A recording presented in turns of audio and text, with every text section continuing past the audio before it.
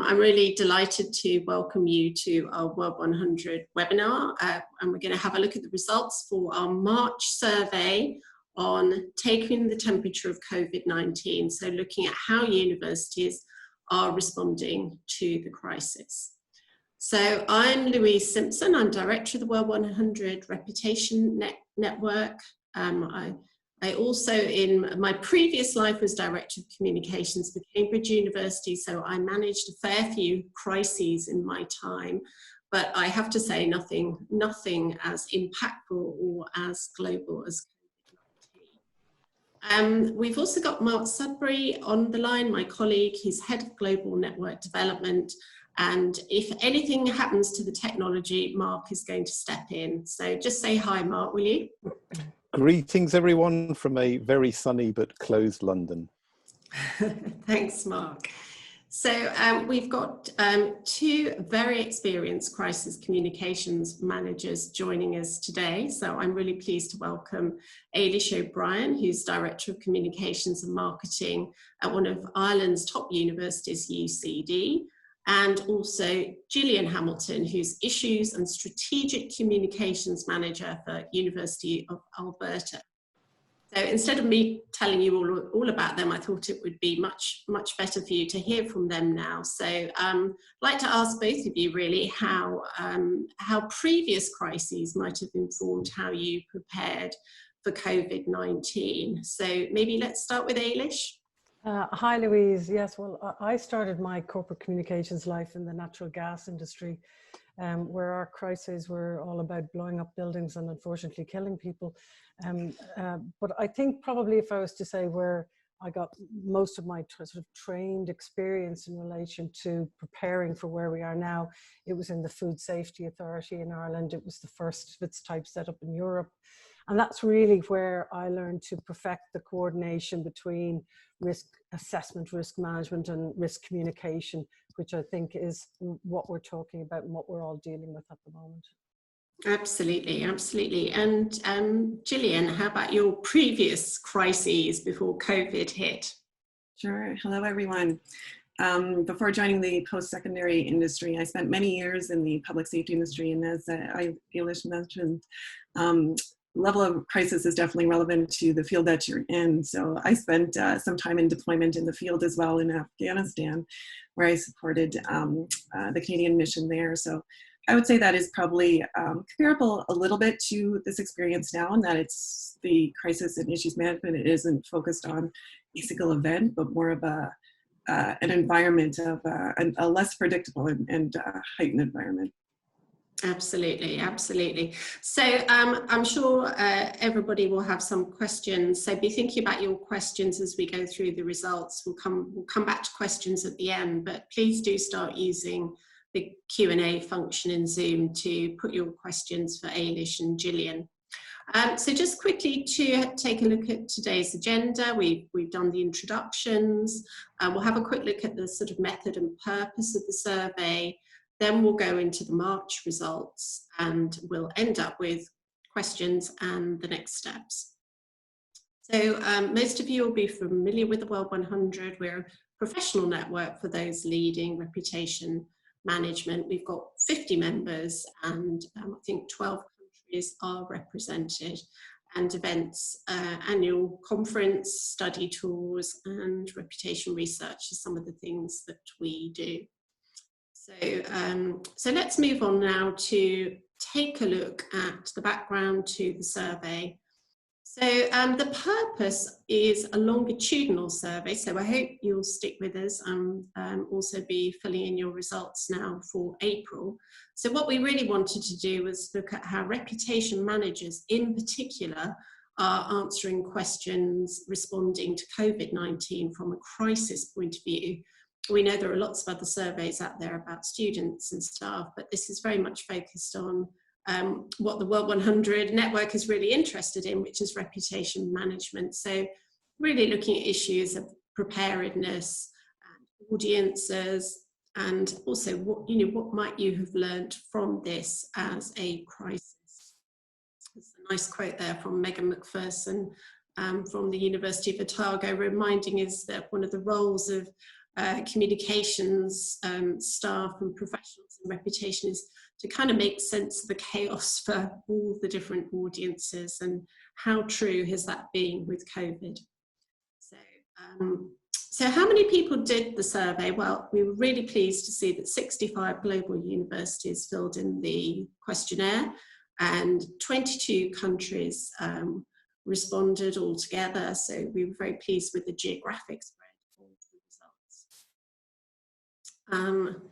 results. One of the biggest challenges, of course, is just the rapidity of response. And it was interesting to see that an Asian university noted that they were one of the first to have realised how much of a crisis COVID actually was. So one of the questions we looked at was how many of you had a crisis management team at that senior level, and it was pleasing to see that 86% of people who responded to the survey are on the crisis management team, and actually 2/3 have a separate crisis communications as well. So a pretty good coverage in terms of those management systems.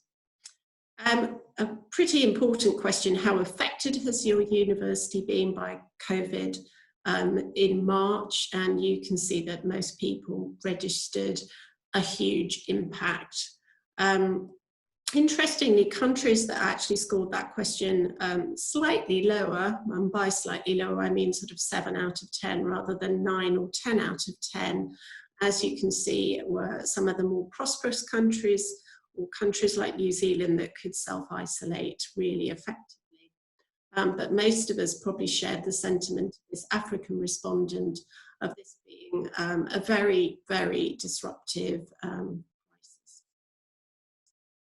So we also asked, how good has your communications response been to the crisis in March?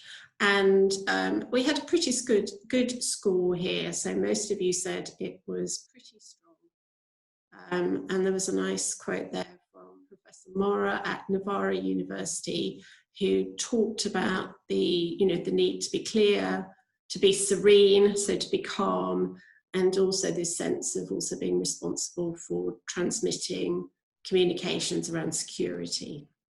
So breaking down that score, actually we could see quite a lot of you felt that, looking at the green bar, that the communications was mostly good. So clearly there was room for improvement. Nobody felt it was consistently poor, happily, and quite a number of you, about 40%, felt it was consistently very strong. Peter Aitchison from Glasgow talked about how well their team came together to tackle the crisis. So we also wanted to know which areas your university had been good at delivering, and we split this down into supporting students in the crisis, and that actually got the highest score, and also supporting staff in the crisis, so that was pretty close. And you also said that you were delivering effective and fast online learning as well. So all of those 3 areas you described as being very good. So areas that were slightly less good, but still pretty strong, were research to solve COVID-19, and also working with the local community to support those in crisis.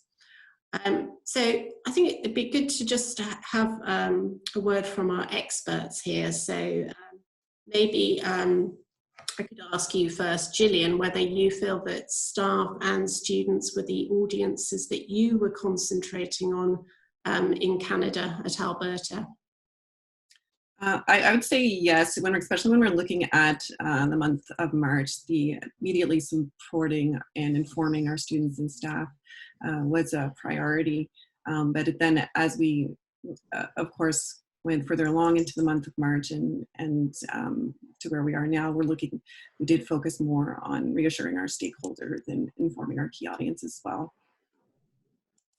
And what about you, Ailish? Did you concur with those results, that maybe research and local community was slightly less important to you in March? Yeah, I think the ranking of those is correct. I think we were very well aware that universities were expected and expecting to contribute to public engagement and research. And it became apparent very quickly that the only topic in town for research was COVID-19 related. So if you weren't communicating on those issues, then you were invisible unless you were dealing with student-related problems.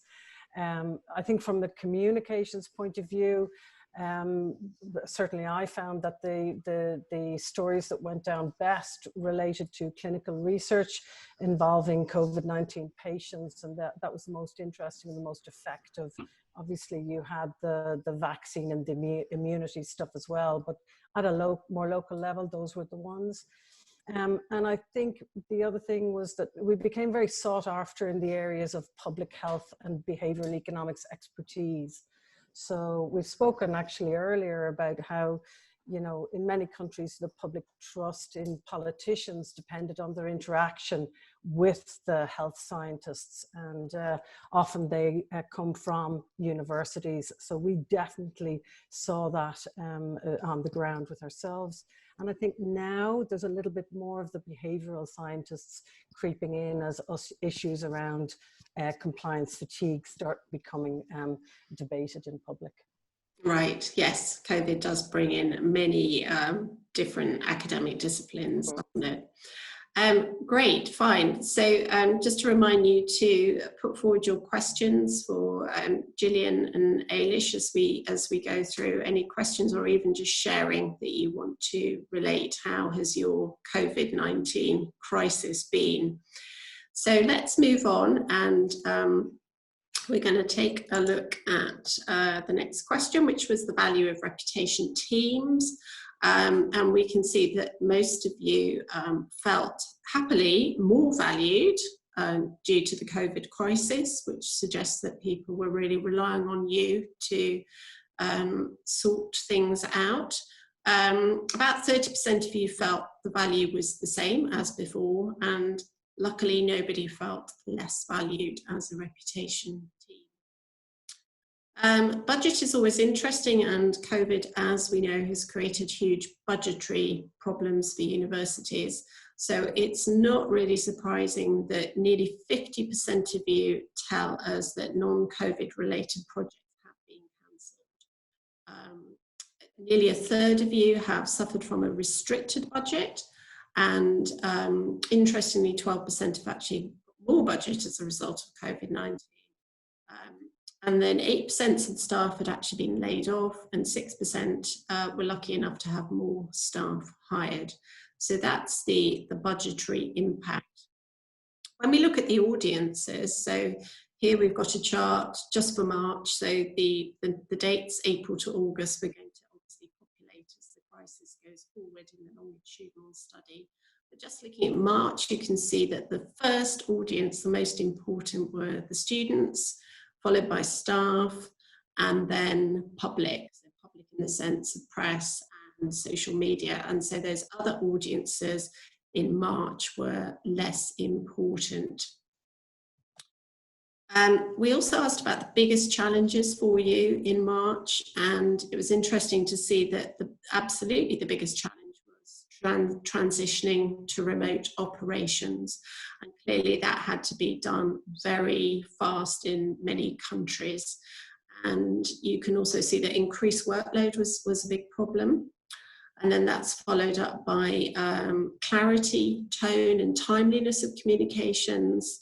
And interestingly, challenges of working with senior leaders was mentioned as well. So again, let's just bring in our experts to ask them what they thought were their biggest challenges for March. So Ailish, what about UCD? Remembering back to March, what do you think was the biggest challenge when the crisis actually broke? I can definitely relate to the leadership thing. I think I personally would have found challenging the pace of some of the decision making by the university management team. I think they're very collegial, which means they take time to take decisions, and the comms people deal with the information vacuum. Certainly at those early stages, yeah, that was my biggest challenge. Right. Okay, and Gillian, how about you? What do you think was, when you remember back to March at the University of Alberta, what do you think was the biggest challenge for you as a university and a reputation team? I think the survey definitely hits on the big ones here. The increased workload when we're looking at our communications team, the change management communications as well. So that sort of that transition from the immediate emergency response, we have a good structure in place, but then once we are in more of a pattern after the initial response, is when we look towards that transition from say emergency communications, but it wasn't quite yet regular communications, and then what was it? So. Okay, fine, thank you. So let's move on, and yeah, so we've got a couple of quotes there from other people.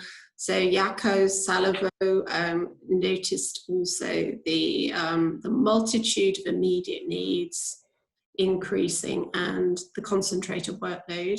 And then Tracy Chalk, Chief Marketing Officer, University of Newcastle, was also noting realigning teams to new priorities, and she raised that issue of burnout, which other people raised as well. So it's quite interesting, this idea that the workload was so intense, people were exhausted by that. So moving on, we also asked what did your team do well? And the thing that sort of drew everybody together was this sense of just being very timely, being able to produce frequent and comprehensive communications across platforms, and responding quickly to change was also noted. So again, let's just bring in our experts here. Eilish, what do you think when you reflect back again on March? What do you think your team really sort of got to grips with and really excelled at? Yeah, I think you had a comment earlier from Glasgow about delegation. And one of the things I was delighted to see was stronger leadership input from my team, from the comms and marketing people, right, into decision-making and operational pieces for the university. So I saw people really stepping up, whether it was in terms of the creation and management of the FAQs, whether it was, you know, delivering on a financial analysis in relation to revised student numbers going forward, whether it was, you know, organizing virtual graduations. So it was that balance between leadership and collegiality. I was really proud of them. Excellent. And how about you, Gillian? What do you think you did really well at the beginning of the crisis? Anything that surprised you or really stood out? I think that with our team, we were did quite well at staying flexible. We had daily sort of reassessments of what the day was and what was happening, what were the priorities. So we were able to not only stay flexible in our communications response, but even in our roles, being able to adapt to what the current needs were. So it was really great to see the team working together that way and problem solving. Okay, right, fine. Just a reminder to put forward any questions you have to Eilish and Gillian, which we'll get on to shortly. So please use the Q&A function. So a couple more quotes there from Denis at Maastricht about feeling that they pulled together and created a strong position very quickly. A Middle Eastern university talked about the need for transparency in the communications, which I think is quite interesting because it does raise a lot of issues that sometimes stretch one's ability to be immediate and to be open with everybody when decisions haven't necessarily been taken. And then Emily Osborne at the University of Wollongong also felt that what they did really well was engaging in social media for the whole university community. So lots of good things there. So we asked what the biggest challenges were anticipated for April. Of course, we've now just finished April, so we're able to see whether this is being true. But what you felt would be the biggest challenge was really all to do with preparation for the next academic year, conversion, retention, recruitment, preparing for a return to campus. So we can see that the narrative from March to April has really changed from the communications narrative, in a sense, to the marketing narrative, and being more aware of students and how to engage those students. So some of the challenges there are also reinforced, some of the more negative challenges to do with workforce layoffs and also budgetary cuts, as well as the momentum. So again, let's just bring in our experts here. Ailish, do you see that there has been a shift from communications to marketing in the month of April? I think there has, very definitely, and I think that will increase, obviously, even though there's a lot of uncertainty around those decisions around timing and mode of delivery, so there'll be uncertainty going forward. I think there was one other step that we experienced, which maybe some of the other people on the webinar might have, and that was after the initial focus on students and the needs of students. We've experienced what I call whack-a-mole, and I'm going to explain what that is, but so that was when we began to experience kind of negative media and social media bombardment as people threw lots of different issues at us at the same time. So it was very much kind of textbook crisis comms. People have moved from looking at the core issue, what's happened and how does it affect me, to looking for fault and blame. So right, okay, yeah. Around that, and I think that there'll be a little more of that, particularly as we come into the economic impact for graduates, whether or not they'll get jobs when they come out, and indeed even when the results come out as well. So I'm kind of predicting a little continuation of that media comms, not just on the marketing side as well. Okay, interesting. So people perhaps being a bit nervous of the future and some protecting backs coming in. Gillian, do you see the month of April being very different to the month of March in terms of how the crisis played out? I think building on what Ailish was saying, is this expectation to quickly learn the lessons that we would have learned from March and integrate them as soon as possible. And one area where we see that and where we're looking towards, of course, is fall 2020 planning. So a lot of our focus is there now, and had started to focus, especially towards the end of the month in April, for that, beyond exam and convocations and admissions and what came up in the survey already. Okay. And obviously some of our universities have different starts of terms as well, so it will be different around the world in terms of that marketing calendar and recruitment calendar. So let's move on again. We also wanted to look at what the main points of learning are from March. So one of the things that stood out was even more need to be better at crisis planning. So a lot of people said we need to be even more ready. We need to listen to silent signals, which I thought was interesting. We need to do more scenario planning. I think this sense of speed was also something everybody noticed, and in some ways that's sort of opposite to the first point, that even if you plan a crisis, you've got to be prepared to change the plan almost hour by hour, and COVID certainly tested us in that respect. The whole nature of communications has changed massively, of course, in the last 10 years. So the multi-channel, multi-platform, multi-audience approach absolutely has to be woven into a communication strategy. Another point of learning was about control. So how do you know who's in charge of the different messages? So this idea of delegating, designating jobs for people to play to their strengths, so coordinating your team, and also that clarity of the senior management team and where do you fit into that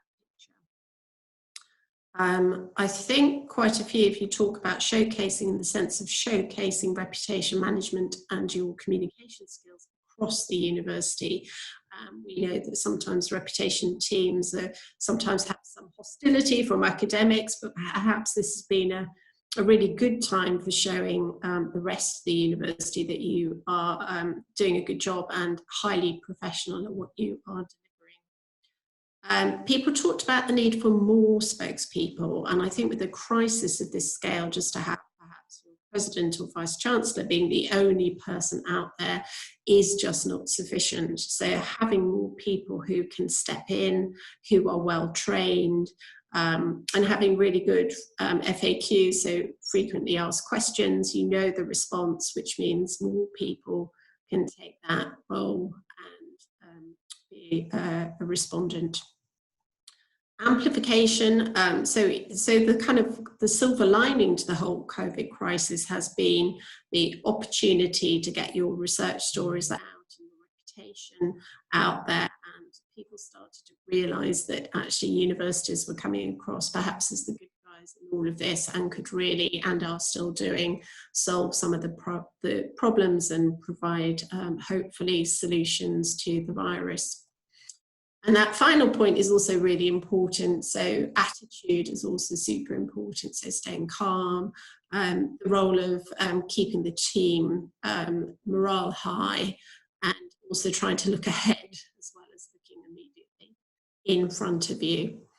So again, let's just ask Ailish and Gillian what their main points of learning are. Ailish, what do you think of those? Is there anything missing from that list, or anything that you feel was a different main point of learning there? Yeah, I think you've captured them very well. I think the actual centralizing of the message through the comms people on the platforms has always been very important in a crisis situation, because it means that the audiences understand where the authentic message is, because there's so many other messages out there as well. So I think that that's something that we reinforced all of the time. I think what this also has shown is people who have experience and people who don't have experience. And if you have the experience as a comms person, then you play a dual role in relation to both the directing of the comms, but also the persuasion element, the influencing into senior management people in terms of the making of their decisions. So your role is beyond just communicating them. So that was my experience so far.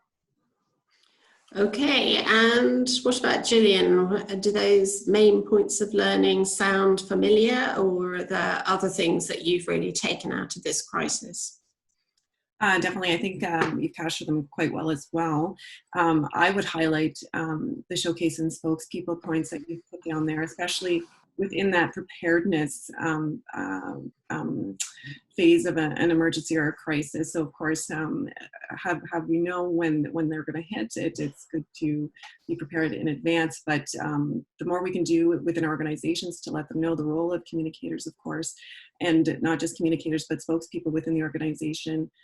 There's key external, but also internal, to get that information throughout the university as quickly as possible. And with that authentic voice that was mentioned, the more we can do in advance to prepare people and understand those roles, I think is an excellent method. Okay, all right, thank you. So let's take a couple of questions now. We've had a few in. So Ailish, the first question is: did you feel that budget was cut because of COVID-19? So do you feel that reputation management has seen a cut? It wasn't on me, it wasn't on you. Certainly, yes, budgets are cut across the board.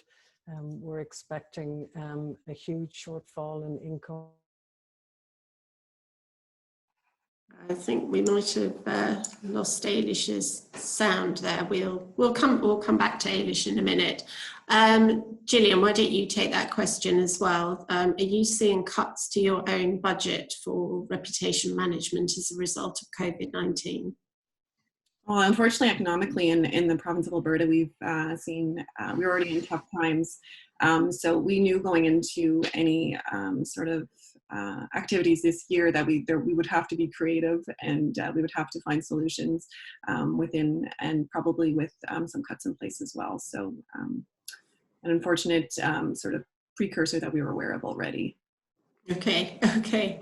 I think we may have still lost Ailish, so I'm going to put another question to you, Gillian. How can communications people help with the speed of decision making?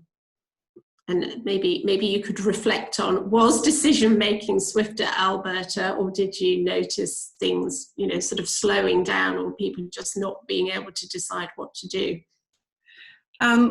I think for the University of Alberta, I know in Alberta, with our contacts, we were able to swiftly make decisions. Again, we did have, perhaps we're fortunate in that the previous year in 2019, we did take the time to refresh our, not just our emergency communication strategy, but our emergency communications plan for the overall institution.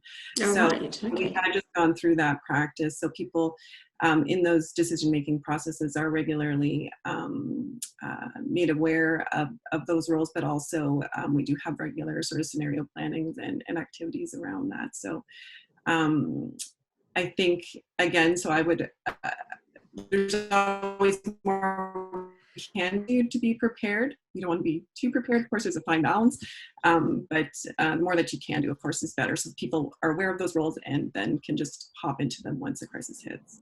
Okay. Well, you were lucky to have done that preparation in advance. I think we've got Ailish back on the line. Are you back on the line, Ailish? Oh, I don't think we can hear you. Are you muted? She may come back on. No, I think we've lost her. Oh, we'll see.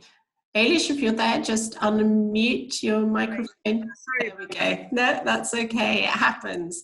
Ailish, we've got another question about what have your experiences been of coordination with messaging? Have you found coordination has been very strong at UCD? That has COVID allowed you to move to have a better cascading system? What are your thoughts on coordination? Yeah, I suppose I was lucky in that at the very early stages, there was a group of 3 of us who dealt with the first incidents relating to COVID, and that was back in January. And so it was the director of international, our global director, our head of risk and insurance and safety, because it was all about travel, and myself. So we took the first decisions in relation to our operations in China and students who were traveling in and out of China. That morphed into a bigger monitoring group, which was chaired by the Dean of Students, and that's multidisciplinary. So people in there, that works really, really well. So it's not particularly a communications group, but the communications is very well listened to and well received within that group. So a very collaborative group, works very well. So that's yeah. Okay, good to know. So just as a final question, what, if anything, would you have done differently looking back? Is there something that you would like to change as a result of what we have been through and are still going through? So maybe put that one to Gillian first. So building on a little bit of what I was saying before, our hope in just in implementing that new communications, emergency communication strategy was for this year to do some outreach with our communicators across campus to kind of ensure that those learnings were aware, but also filtered down then to not just the university level, but then faculty level and beyond. So we do still hope to do that, and that's something that we know would strengthen our response in a similar situation or even comparable smaller situations going forward. Okay, thank you very much. Well, we better close now. So thank you so much for sharing. It's just been wonderful having Ailish O'Brien from UCD, Ireland, and Gillian from the University of Alberta. So I'm really pleased that you've been able to be part of today's webinar. So I'm just going to run through a couple of things about where to find out more information. So we're going to be sending everybody who's registered today the PowerPoint, if that's useful. You can also view the results that I've been sharing with you on the live dashboard. So the live dashboard is there for you to copy that. Anyone who's a member or who has done the survey will also receive a research report and a recording of the webinar. If you've got any questions about membership or any inquiries, get in touch with us at research@theworld100.com. And finally, just a reminder to fill in April's survey. So bearing in mind this is a longitudinal study, we'd love you to fill in the April survey, and the link is there. So it just leaves me to thank you very much for watching. Hope you've enjoyed it. Stay safe and stay connected to the World 100 network. So thank you very much.